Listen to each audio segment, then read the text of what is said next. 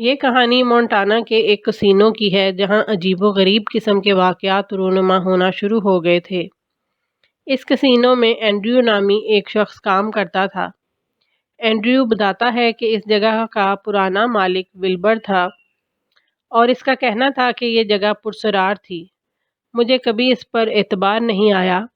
میں سمجھتا تھا کہ وہ ایسا ہمیں ڈرانے کے لیے کرتا ہے، مگر کچھ عرصے کے بعد ہمیں بھی حالات کا علم ہونا شروع ہو گیا۔ سب سے پہلے تو یہ ہونا شروع ہو گیا کہ کسینو کی مشینوں سے خود بخود پیسے نکلنے لگے، چیزیں ایک جگہ سے دوسری جگہ منتقل ہونے لگیں، لیکن یہ عمل اتنا خوفناک نہیں تھا۔ لیکن ان واقعات نے ہمیں سوچنے پر مجبور کر دیا کہ کچھ نہ کچھ ہے۔ ایک دن پورے کسینو میں میرے علاوہ باورچی موجود تھا۔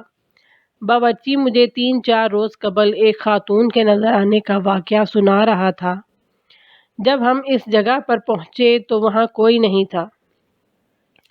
اس قسم کے خوفناک واقعات بڑھنے لگ گئے تھے اور تمام ملازمین کا یہ ماننا تھا کہ اس کسینو میں مرحوم ولبر کے علاوہ کچھ اور بھی ایسی روحیں تھیں جو معاملات کو خراب کر رہی تھیں۔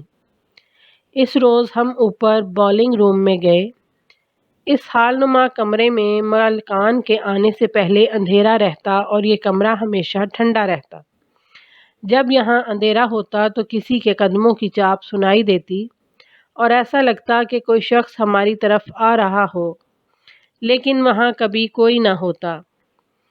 بعض اوقات چابیوں کے بجنے کی آوازیں بھی آتیں۔ ان آوازوں نے ہمارے اندر خوف پیدا کر دیا۔ کچھ دیر بعد ہم سب ریسٹورانٹ میں اکیلے تھے، جبکہ کمرے کے دوسری طرف زوردار آوازیں آ رہی تھیں۔ اس مرتبہ قدموں کی چاپ نہیں تھی، بلکہ دوسری قسم کی آوازیں تھیں جسے بیان نہیں کیا جا سکتا۔ ہمارا باورچی اوپر والے کمرے سے برف لینے گیا اور کافی دیر تک واپس نہیں آیا تو میں گھبرا کر اوپر جا پہنچا۔ جیسے ہی میں کمرے سے اندر داخل ہوا تو مجھے عجیب سا احساس ہوا، جیسے مجھ پر کسی نے دباؤ ڈال دیا ہو۔ میرے ساتھ ایسا دوسری یا تیسری مرتبہ ہوا تھا۔ مجھے باورچی یہاں کہیں نظر نہیں آیا۔ میں نے اس کا نام پکارا، کوئی جواب موصول نہیں ہوا تو میں بار کی طرف چل پڑا، اور جیسے ہی میں نے چلنا شروع کیا، عجیب و غریب سا شور سنائی دینے لگا۔ میں نے دوبارہ باورچی کا نام پکارا۔ اس مرتبہ اس نے جواب دیا، لیکن آواز بڑی عجیب سی آئی۔ میں نے پھر اسے پکارا۔ اس دفعہ زوردار جواب آیا، بالکل ایسے کہ جیسے وہ مجھ سے 4 فٹ کی دوری پر ہو۔ کچھ دیر بعد ہم اپنے سگریٹ اور دوسرا سامان لینے کے لیے دوبارہ اوپر گئے تو میں نے ایک مکمل کالے سیاہ شخص کو دیکھا۔ باورچی نے میرے چہرے پر پریشانی اور خوف کے آثار دیکھے اور مجھے کہا کہ ہمیں فوراً یہاں سے نکل جانا چاہیے۔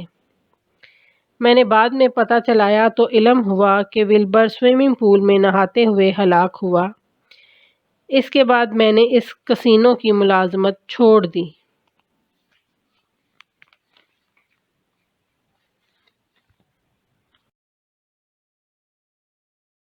تو ناظرین، یہ تھا آج کا ہمارا قصہ۔ ایسے مزید واقعات آپ کو ملتے رہیں، اس کے لیے ہمارے چینل کو سبسکرائب کریں اور بیل آئیکن کو ضرور پریس کریں۔ اور آج کا واقعہ آپ کو کیسا لگا، کمنٹ کر کے اپنی قیمتی رائے کا اظہار ضرور کریں۔